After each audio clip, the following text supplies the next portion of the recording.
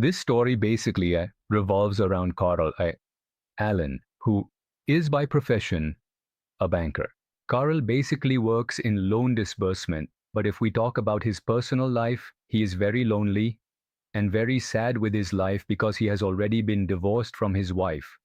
Besides that, he also ignores his friends, doesn't meet anyone, prefers to stay away from everyone, and once Carl is shopping inside a DVD shop. Here, one of his friends calls him saying that we were supposed to meet for dinner, and you didn't even reply to the message. Carl makes an excuse here, saying that he is busy with a very important task and is working on a very important file. But his friend says, "Don't make drama. I can see you standing in the DVD shop. Stop making excuses and come with us." Carl basically didn't want to go, but he gets caught and has to go for dinner with his friends. And here, Carl also sees his previous wife, from whom he is divorced. Basically, his wife is there with her new partner, and Carl avoids eye contact. He doesn't want to face her. The reason for all this is that Carl's confidence is completely down. He avoids eye contact with everyone, he doesn't want to meet anyone, and nothing in his life seems good to him. The next day, Carl Allen goes to his office, where his senior officer comes and says, "You know that there was talk of a promotion in the office, but unfortunately, you didn't get that promotion." In response, Carl says, "It's okay. These things happen, especially in my life." Because Carl has become very disheartened, very depressed, and such things happening in his life was a common occurrence. Inside the office, some random people come to Carl to take a loan, and some of their documents are missing, which could have been overlooked to grant the loan. But Carl refuses them, saying, Your documents are missing, meaning Carl says no to them. Additionally, when people Carl knows call him, he deliberately doesn't pick up the phone because he doesn't want to talk to anyone. During lunch, an old friend of Carl's comes to meet him and says, "I'm glad you're still working at this bank." When Carl asks his friend what he's doing, the friend replies, "I'm traveling around the world, because I am the yes man." And with that, he shows Carl a brochure and tells him that a seminar is going to be conducted and that he must definitely attend this seminar. He also says, "I know you're not happy with your job and this life." He hands him a stone and tells him to break the bank's glass, to which Carl again says no and replies, "I can't do that." Because for Carl, saying no to everything had become a common thing. And his friend says, "Now ask me on the same thing." When Carl asks, "Do you want to break the bank's glass?" the friend laughs and says, "Yes," and then breaks the glass and runs away. While running away, he tells Carl, "You must visit the place I gave you the brochure for. Enjoy your life. Live your life. You only get one life." In fact, if we talk about it so far, the most used word in Carl's life is no, meaning he says no to everything. That's why he rejected the loan. For this reason, he lied to his friends and uses no in many other situations. But even now, Carl misses his previous wife. Here, he calls his wife and tells her that he misses her. But his ex-wife says that she is going out with her partner. And Carl, smiling, says that yes, she should go, it's her life. And the call disconnects. We also see that his very good friend has an engagement party and he doesn't attend the engagement ceremony. His friend complains to him that if he doesn't change himself, things won't work out, and he will never talk to him again. That friend gets angry with Carl and leaves from there. Carl thinks there's no harm in attending the seminar, and he goes to the seminar.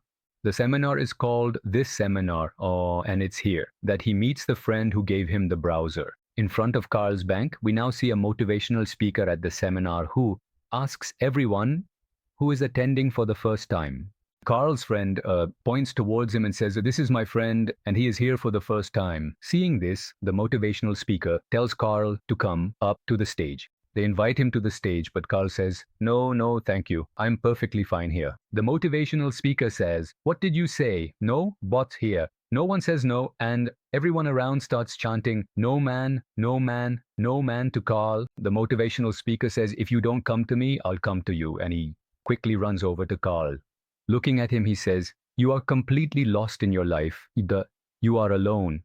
You have no friends, no girlfriend, no companion, Carl." In response, he says, "My life is very tough. You don't understand what circumstances I've been through." The motivational speaker says, "Make a promise to yourself.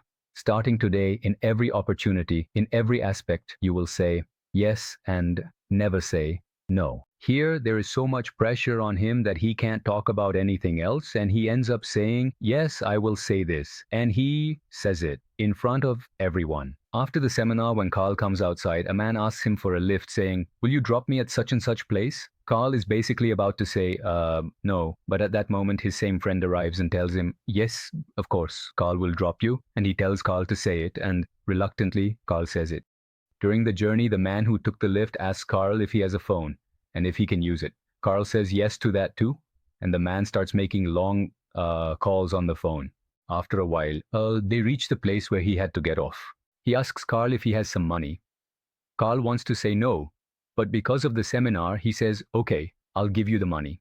So he does that and gives him all his money. Anyway, after dropping the man off, Carl heads towards his home. And on the way, his car breaks down. Now he doesn't have any money because he gave all his money to that guy. Additionally, his phone's battery also dies because that same person was making very long calls, which drained the battery. The next day, he walks to the nearby petrol pump and swipes his credit card to fill petrol in an empty can so that he can take it back, put it in his car, and drive home. But while he is filling petrol, a girl arrives there. The girl, sitting on a bike, takes a photo of the car and smilingly says to him that perhaps your car has run out of petrol. If you feel like it, I can give you a ride. To your car, she says, and he gets on her bike and reaches his car. Basically, this girl's name is Alice. Alice asks Majid if he is okay, and he responds saying, yes, I am fine. He is basically saying to himself that he just needs a kiss. He doesn't say it out loud, but this girl, Allison, hears him and gives him a kiss on the cheek and then leaves. Majid becomes very happy seeing this, and he starts thinking that all of this happened just because he said it. Because if he hadn't given a lift to that beggar, none of this would have happened, nor would he have met this girl. Majid decides, now I have to say this in every situation. While he is still thinking about these things, he gets a call from his boss. It's a Saturday, which is a day off, but his boss says there's some work at the office. Can you come? And Majid says yes and reaches his office. Inside the office, a woman comes in and tells Majid that she runs a small cake-making business and needs a loan for her business expansion. Although their bank doesn't usually give small loans, Majid has decided to stay away from saying no to everything. And after listening to the woman, he accepts her loan, meaning he grants her the loan. Besides this, he also wants to meet his old friends. He tells them that he has brought a change into his life. Now I say yes to everything, and I'm feeling a significant difference. Taking advantage of this, his friend jokingly calls the waiter and tells him not to stop bringing drinks and food because our friend will cover the entire bill. Will you pay the bill tomorrow? And Majid says, Majid drinks a lot here. In a drunken state, he dances a lot, jumps around, and sings. He has never enjoyed life like he is doing tonight. The next morning arrives, and Majid's neighbor, who is an elderly lady, comes to him. She asks him if he could fix a shelf in her house.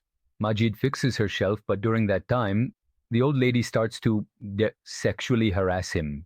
Majid says, no, nothing like that will happen.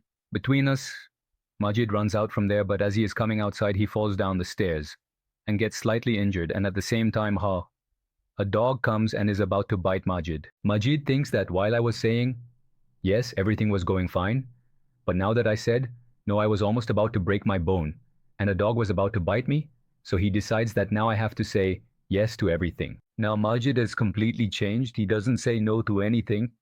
In addition, many changes come into Majid's life, such as he learns to play the guitar, flies a plane, and also starts learning the Korean language. Moreover, Majid's relationship with his boss wasn't very good before, but now that relationship also starts to improve. As a loan officer, all the people who come to Cal for a loan, he gives them a loan, regardless of the amount, whether the loan is small or large. He never refuses anyone a loan, and everyone is very happy with Cal's services. Because of these, many people come to this bank and take loans from Cal. One day, on his way home from the office, Cal notices a man who stands at the same spot every day, and Cal always used to say no to him. The man would say, I have a bar, you must come there, you will like it.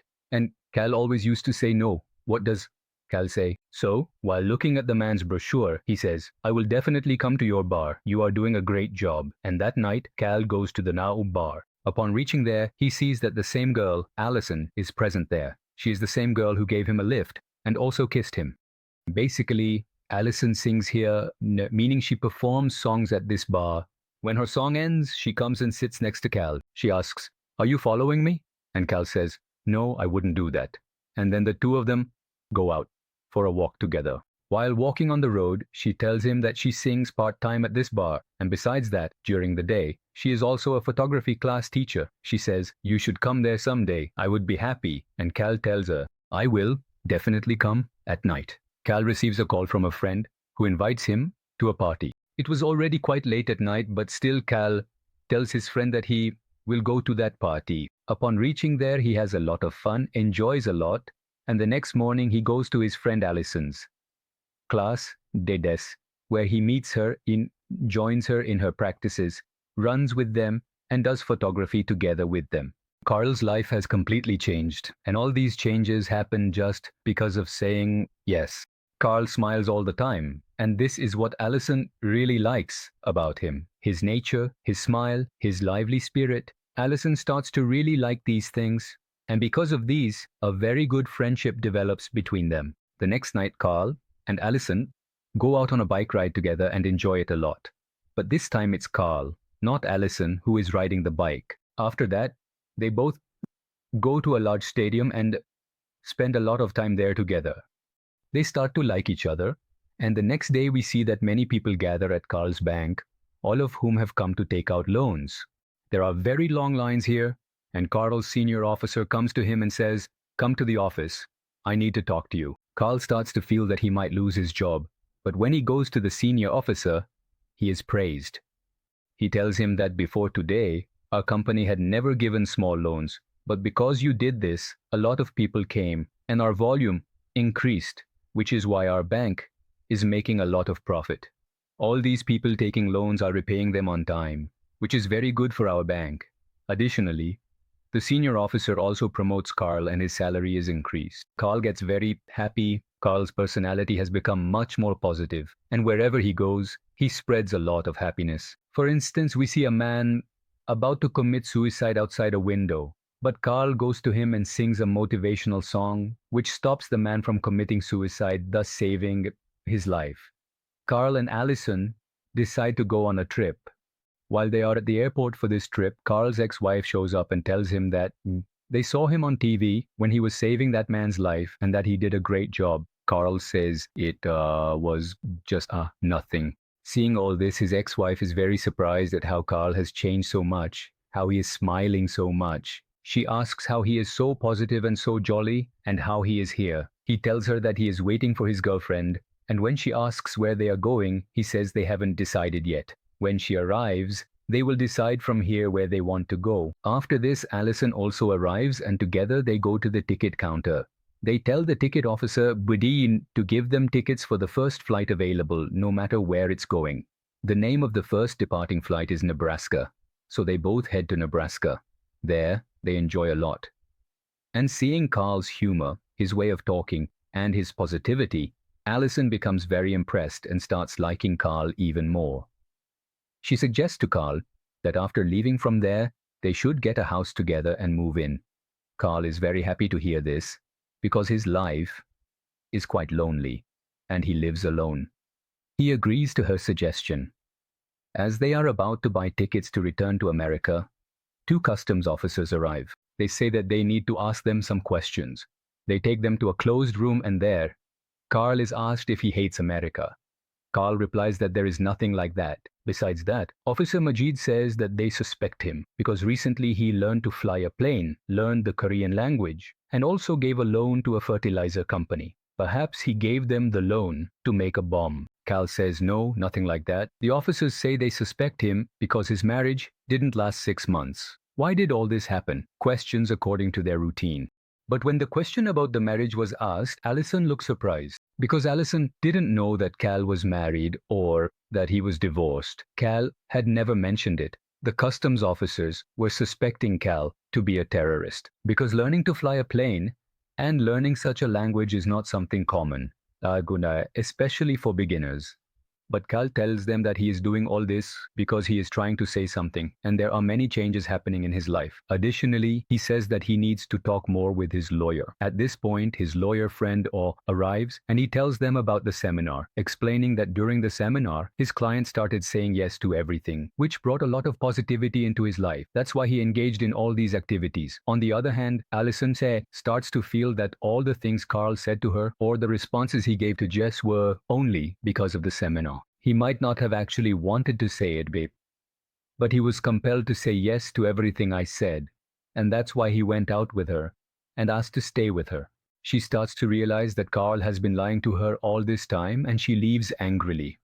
With Allison's departure, Carl's life becomes depressing once again. He misses her all the time. He even tries to call her, but she doesn't pick up the phone. He goes to meet her at the bar, but Allison isn't there either, and once again he finds himself alone. He becomes lonely. One day, Carl's ex-wife calls him and says that she needs to talk to him about something important. When Carl goes to his ex-wife, she tells him that her boyfriend, has broken up with her, and she doesn't want to go back to him at all. She says she has started liking Carl again and wants to spend her life with him once more. But Carl refuses because somewhere he has started to love Allison, and he leaves from there.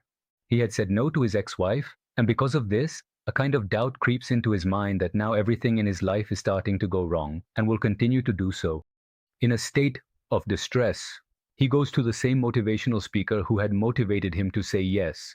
He hides in the back seat of the motivational speaker's car, which the speaker is unaware of, and when the car is being driven, he suddenly emerges from the back and tells him, "Don't be scared, I'm here." But the motivational speaker gets frightened, panics, and loses control of the car, resulting in a collision with another vehicle, meaning an accident occurs, and because of the accident, both of them end up hospitalized. Here, when he regains consciousness, he tells the motivational speaker that he needs to change the rule of having to say this about everything. The motivational speaker says that there is no such rule. I only told you that because you weren't listening to me. It's not necessary to say it about everything, and you should only say it when your heart believes in it, only when your heart tells you to. Cal listens to this and says, "Now I completely understand," and he asks his friend for the time, which happens to be the time for Allison's photography classes. Cal immediately reaches Allison at the hospital in the same attire. He meets Allison and says that every time I have spoken to you, I have spoken from the heart and always told the truth, except for one thing. When you asked me if we would stay together after returning from Braskazi, at that moment I said yes without thinking because I was quite nervous there. These are big decisions in life and we should make them thoughtfully. So I got nervous and lied by saying yes. But everything else I said was true. To which Allison replies, "How will I know which things you are telling the truth about and which things you are lying about?" Changing the subject, Cal says that if I hadn't started saying this, would I have met you? And even if I had met you, you wouldn't have liked me as I was before. In fact, no one liked me. You enjoy your life a lot. You do what you want to do, but it's also true that I love you, and I love you very much, so I will keep you happy. And Allison smiles and starts to believe in Cal. She becomes completely convinced that Cal is now truly saying yes, that he has really started to love her, and they both hug each other, leading to the happy ending of the movie.